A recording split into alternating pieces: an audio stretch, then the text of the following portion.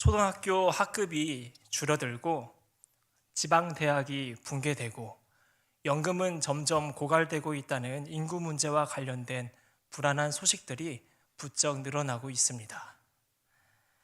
오래된 예측이 현실이 되어가고 있는 그야말로 초저출산의 덫에 걸린 인구 절벽의 기로에 놓인 대한민국의 현 주소입니다. 오늘날 사회는 무한한 능력을 요구합니다. 능력 있는 만큼 행복하게 살 수 있다고 여기기 때문인데, 문제는 그 능력을 특목고, 명문대, 대기업, 전문직에만 한정하고 이 길을 걷지 못하면 능력이 없고 불행한 인생을 살고 말 것이라고 인식하는 것입니다. 마지막 기회는 있다고 합니다. 돈입니다. 돈이 능력이고 돈의 크기만큼 행복할 수 있기 때문에 무슨 수를 써서라도 돈을 쟁취하여 부자가 되라고 하는 우리 사회의 오늘입니다. 현대에 들어서 가장 발달한 것을 꼽자면 단연 과학입니다. 과학의 발전은 그동안 인류가 알지 못했던 문제를, 그 문제의 인과관계를 밝혀주고 실생활을 편리하게 하는데 큰 도움을 주고 있습니다. 하지만 과학을 너무 맹신한 나머지 과학주의에 빠져 과학으로 증명되지 않는 것들은 깡그리 무시해버리고 과학으로 모든 것을 해결할 수 있다는 착각에 빠져있는 현대인들의 모습을 종종 보게 됩니다. 저출산, 능력주의, 자본주의, 과학주의라는 이 사회의 현상은 고스란히 교회에도 영향을 미쳤습니다.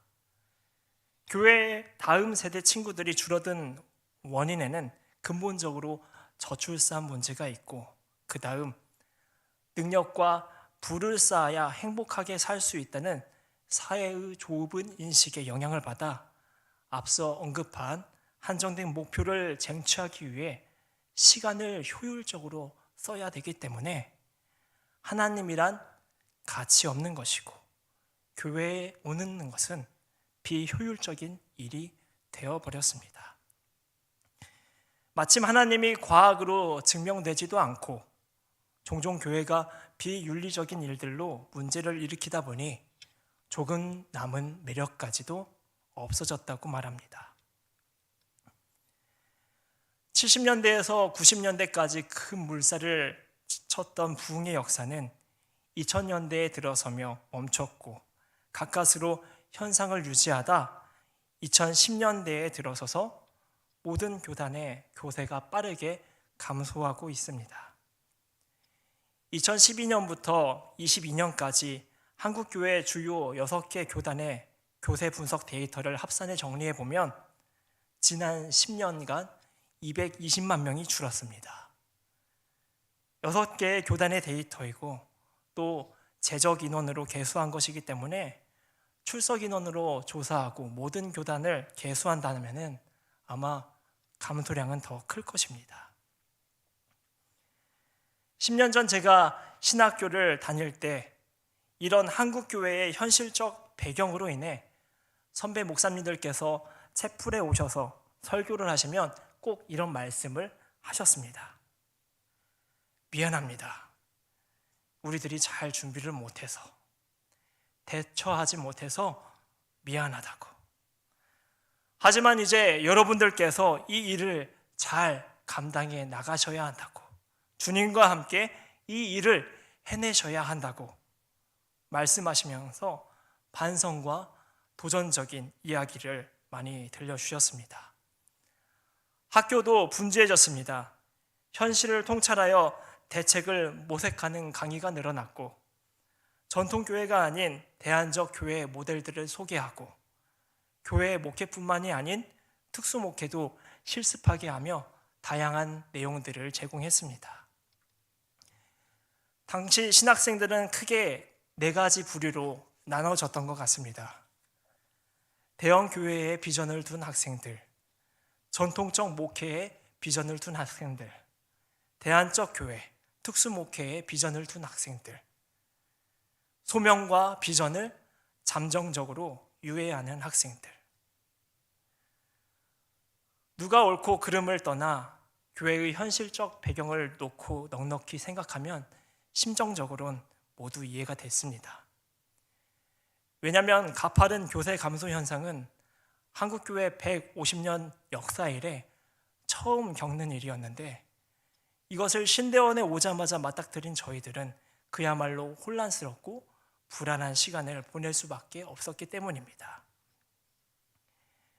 10년이 지난 지금 개교회별로는 변화가 있었는지 모르겠지만 교계 전체를 놓고 보면 아직 이렇다 저렇다 할 변화는 없는 것 같습니다. 오히려 코로나로 더 혼란스럽고 분주해졌습니다. 이와 같은 상황에서 앞으로 한국교회는 어떻게 해야 할까요? 위기를 파헤칠 외적인 기술과 대안적인 교회 형태, 방법론도 물론 중요하지만은 원론을 놓쳐서는 안 됩니다. 아무리 방법과 기술이 좋아서 견고한 건물을 지었다 하더라도 그것이 모래 위에 지어졌다면은 곧 무너지고 말 것이기 때문에 교회는 그 본질을 잘 챙겨서 반석 위에 견고한 교회를, 새로운 교회를 세워나가야 할 것입니다. 특별히 건물로서 교회보다 먼저 몸된 교회가 된 우리들이 이 본질들을 각자의 삶 속에서 꼭 실천해 나가야 합니다. 몸된 교회로서 챙겨야 할 본질은 무엇입니까? 첫째로 하나님께 참된 예배를 드리는 것입니다. 하나님께서 히브리 민족을 출애굽시킨 가장 큰 이유가 자신에게 제사를 드리도록 하기 위했던 것에서 알 수 있듯이 오늘날에도 하나님은 자신을 예배하는 자들을 통해 기쁨과 영광을 받으십니다. 그런데 오늘날의 예배를 가만히 돌아보면 하나님을 예배하는 것인지 우리들을 위해 예배하는 것인지 가끔 헷갈릴 때가 있습니다. 지금은 소망교회에서 담임 목회를 하고 계신 김경진 목사님께서 신학교 교수로 재직하던 시절 예배학 개론이라는 수업 때 오늘날 예배를 4가지로 구분해서 정리를 해주셨는데, 그중 한 가지가 오늘날의 예배는 만족으로서의 예배가 되었다고 말씀하셨습니다. 무슨 말이냐면 마치 소비자들이 슈퍼와 재래시장보다 시설도 좋고 다양한 상품들이 있는 편의점과 대형마트에서 소비하는 것을 더 선호하고 만족감을 느끼는 것처럼 현대 교회들의 예배가 하나의 상품이 되었고 성도들은 자신들에게 만족을 주는 교회를 이곳저곳 찾아다니며 소비하고 있다는 것입니다. 예배의 중심이자 주인공이 하나님에서 성도로 뒤바뀌어 버린 주객이 전도된 상황이 된 것입니다. 전임전도사 사역을 대형교회에서 했었는데 그때 가끔 성도들에게 자신들이 이 교회에 왜 오게 되었는지 이유를 들을 때가 있었습니다. 크게 4가지였습니다. 첫 번째는 일부 예배부터 저녁 예배까지 주일 예배가 총 7번이 있으니까 원하는 시간대를 선택해서 올 수 있다는 편리함이 있다는 것. 두 번째는 음향 시스템과 찬양단이 잘 갖춰져 있어서 감정적으로 은혜를 받을 수 있다는 것. 세 번째는 아무래도 자원이 풍부하다 보니 주일학교 시설이나 교사가 많아 아이 돌봄에 용이하고 교육 콘텐츠도 더 좋아 보인다는 것. 네 번째는 사람들이 많다 보니 다양한 직업군의 사람들이 많다 보니 이런저런 사람들을 사귀면서 인맥을 쌓을 수 있다는 것이었습니다. 이게 무조건 잘못됐다 말할 수는 없을 겁니다. 하지만 몇 군데 돌아보니 이 교회의 시설이, 이 교회의 예배가, 신앙 콘텐츠가, 분위기가 가장 나에게 만족감을 주기 때문에 그래서 오는 것이라면, 이것만이 전부라면 예배자로서 바른 모습이라 말할 수 있을까요? 예배는 나의 필요와 만족을 채우기 위해 드리는 것이 아닌 하나님께 경배와 찬양을 올려드리기 위해 드리는 것입니다. 예배는 하나님과 만인에게 나의 의를 드러내기 위해 드리는 것이 아니라 오히려 자기 자신을 부인하며 예수 그리스도의 의를 기리고 그 흔적을 쫓아 밟아가고자 드리는 것입니다.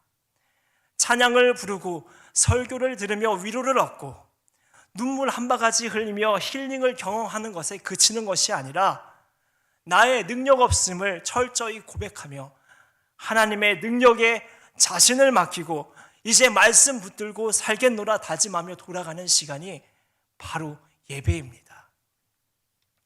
오늘 본문 1절 말씀을 보십시오. 오라 우리가 여호와께 노래하며 우리의 구원의 반석을 향하여 즐거이 외치자. 오라 우리가 여호와께 노래하며 우리의 구원의 반석을 향하여 즐거이 외치자. 내가 아닌 하나님께 우리의 구원자 되신 예수님을 즐거이 찬양하며 경배해 드리는 것, 이것이 바로 예배인 것입니다. 예배의 본질과 중심이 개혁됐을 때 한국교회의 변화가 시작될 줄 믿습니다. 예배에 대한 우리의 마음과 자세, 반드시 성찰해보고 회복해야 할 대목입니다. 몸된 교회로서 챙겨야 할 본질은 무엇일까? 둘째로 하나님께 감사의 고백을 드리는 것입니다. 옛날에 이런 생각을 한 적이 있습니다. 정말 감사한 게 하나도 없는 것 같은데, 지금 내 삶은 억울하고 부조리한 것 투성인 것 같은데 그럼에도 감사를 쥐어 짜내며 고백해야 할까? 하지만 이는 제 삶의 단편적인 일면만 봐서 그랬다는 것을, 현재로선 그 고통이 워낙 괴롭다 보니 이것에 너무 치중했다는 것을 늦지 않게 깨달을 수 있었습니다. 자고 일어나 새로운 하루를 매일매일 살아가는 것, 사랑하는 가족과 밥 한 숟갈 떠먹을 수 있다는 것, 지속된 힘과 에너지로 일을 할 수 있고, 많진 않더라도 친한 친구 몇 사람과 수다를 떨고 그러다 돌아갈 집이 있다는 것, 그리고 무엇보다 생을 마감하더라도 끝내 부활하여 하나님 안에서 영생을 누리며 아름답게 살아갈 수 있다는 것, 우리 삶을 돌아보면 작은 것부터 큰 것까지 기적 같고 선물 같은 감사의 것들로 가득 차 있습니다. 감사는 삶을 긍정적으로 이끌 뿐 아니라 내 삶을 이끄시고 책임져 주시는 하나님을 인정하고 영광 올려드리는 신앙 고백입니다. 우리가 감사함으로 그 앞에 나아가며 시를 지어 즐거이 그를 노래하자.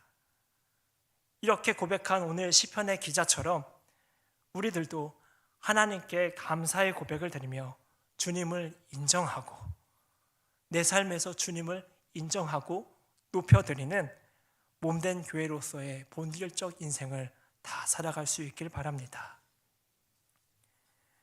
몸된 교회로서 챙겨야 할 본질은 무엇일까?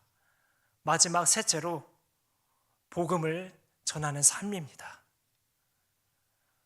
오늘 본문 3절에서 시편 기자는 오직 여호와 하나님만이 신 중에 신이요 왕 중에 왕이다라고 고백합니다. 다시 말해 이 세상 천지와 우주 만물 중 하나님과 비견될 만한 것은 하나도 없다는 것입니다. 그만큼 하나님은 위대하시고 최고로 소중하며 최대의 가치가 있으신 존재임을 시편의 기자는 고백하고 있습니다. 복음은 하나님이신 예수님을 의미합니다. 가장 위대하시고 세상에서 최고로 소중하시고 최대의 가치가 있으신 예수님을 전하고 따라 사는 것이 바로 복음을 전하는 삶인 것입니다. 그러나 우리의 모습은 어떻습니까? 자녀들에게 당장 지금은 대학과 취업과 돈이 더 가치가 있다고, 우선이라고 주님을 뒤로 미루며 복음을 훼손했던 모습이 있지는 않았는지, 신앙생활 좀 하라고 달래도 보고 화도 내보고 해봤지만은 큰 변화가 없어 복음 전하는 것을 그만 포기해버리지 않았는지 모르겠습니다. 기독교 신앙을 4대째 이어받은 모태 신앙인으로 태어나 일찍이 신앙교육을 받으며 자랐지만은 청소년이 되니 하나님에 대한 의문도 생기고 교회 가는 것에 의미를 느끼지 못했습니다. 고집을 피워 중고등부 예배 대신 장년 예배를 드렸고 뒷자리에 앉아 있다가 축도 전에 꼭 나갔습니다. 축도가 끝나고 나가면 중고등부 전도사님에게 붙잡히기 때문에 꼭 축도 전에 나갔습니다. 그렇게 대충 형식만 갖춘 채 미지근한 신앙으로 청소년 시절을 보냈습니다. 하지만 그런 시절에도 하나님의 존재를 계속 생각하게 만드는 사람이 있었습니다. 바로 외할머니입니다. 부모님께서 맞벌이를 하셨기 때문에 할머니 품에서 자라고 길러진 시간이 꽤 많았습니다. 아픈 할아버지 수발을 들면서도 손자 녀석 건강하게 자라라고 갓난쟁이 다독이듯 언제나 사랑으로 정성껏 돌봐주셨습니다. 할머니의 입술에선 늘 찬양이 끊이지 않았습니다.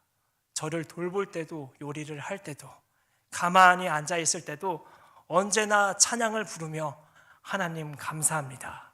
하나님 감사합니다를 고백했습니다. 저희 집에 할머니가 와서 며칠 자고 갈 때면 꼭 제 방에서 잤습니다. 침대와 바닥 사이로 오가는 이야기는 밤이 어두운 줄도 모르고 계속됐습니다. 옛날 고향 이야기, 6.25 이야기, 신앙생활 이야기. 이야기를 듣다가 스르르 잠이 들고 새벽 무렵 소곤소곤 기도하는 할머니의 음성을 들으며 하나님을 한번 떠올리다가 다시 잠을 들었습니다. 중학생이 돼서도 할머니와 함께 자는 것은 갓난쟁이 때와 같이 행복한 일이었습니다. 믿음이 연약하고 부족했던 청소년 시절이었지만 날마다 찬양하고 기도하는 할머니의 모습을 보며 하나님을 생각해 보게 됐습니다. 하나님이 사랑하는 우리 영혼아, 주님의 은혜로 건강하게 하심을 감사한 것뿐이다. 영혼아, 모든 일을 하나님께 맡기고 최선을 다하여라. 당시 이 2장의 손편지를 오롯이 소화해내지 못했지만 할머니의 진심과 사랑을 알았기 때문에 이것들을 성경책에 잘 보관해두며 한 번씩 꺼내보며 하나님을 잊지 않고 기억할 수 있었습니다. 지난 연말 할머니가 돌아가셨습니다. 오래 사시긴 했지만 말년에 치매를 앓으셔서 가족들은 모두 속상할 수밖에 없었습니다. 장례를 치르는 동안 곰곰이 생각해 보니 할머니가 치매를 앓던 중에도 마지막까지 읊조리던 2 단어가 있었습니다. 하나님, 감사합니다. 하나님, 감사합니다. 할머니는 마지막까지 이 2 단어를 잊지 않고 기억하며 고백하였습니다. 서서히 가족들의 이름과 얼굴들은 잊어버렸지만은 하나님과 감사의 고백은 잊지 않으셨습니다. 하나님께 참 감사했습니다. 이런 할머니 아래 태어나게 해주셔서 할머니가 복음적인 삶을 잘 살아갈 수 있도록 은혜를 베풀어 주시고 그 모습을 보며 자손들이 신앙을 이어갈 수 있게 된 것에 참 감사했습니다. 그러면서 결심했습니다. 나도 신앙을 잘 이어가야지. 복음적인 삶을 잘 살아가야지 하고 말입니다. 복음을 전하고 복음적으로 살아간다는 것 참 쉽지 않습니다. 나름 열심히 노력하고 있다 생각하는데 결실은 보이지 않으니 가끔 답답해 포기하고 싶을 때도 있을 겁니다. 하지만 복음은 예수님의 비유처럼 아주 천천히 자라나는 겨자씨 한 알 같아서 오랜 기다림이 필요합니다. 지금은 매우 작아서 잘 보이지 않지만 상대방의 마음에 심어진 겨자씨 한 알만한 복음이 물과 햇볕 같은 여러분들의 복음적인 삶을 통해 꾸준히 자라나는 것입니다. 훗날 여러분들의 자손들이 고백할 것입니다. 나의 아버지, 나의 어머니, 나의 아버지, 어머니께 참 감사하다. 나의 할아버지, 나의 할머니께 참 감사하다. 뭐 어떤 재산을 물려줘서 그런 것이 아니라 신앙을 물려주셔서 복음을 전해주셔서 참 감사하다라고 고백할 날이 분명히 있을 겁니다. 그러니 포기하지 마시고 끝까지 복음적 삶을 사시며 복음을 전하시길 바랍니다. 한국교회는 바로 여러분 자신입니다. 여러분이 한국교회이자 한국교회의 유산입니다. 내가 무너지면 한국교회가 무너진다는 연대의식과 책임감을 가지고 예배, 감사, 복음, 이 본질을 잘 지키며 몸된 교회로서 온전히 살아갈 수 있기를 주님의 이름으로 축원합니다. 기도하겠습니다.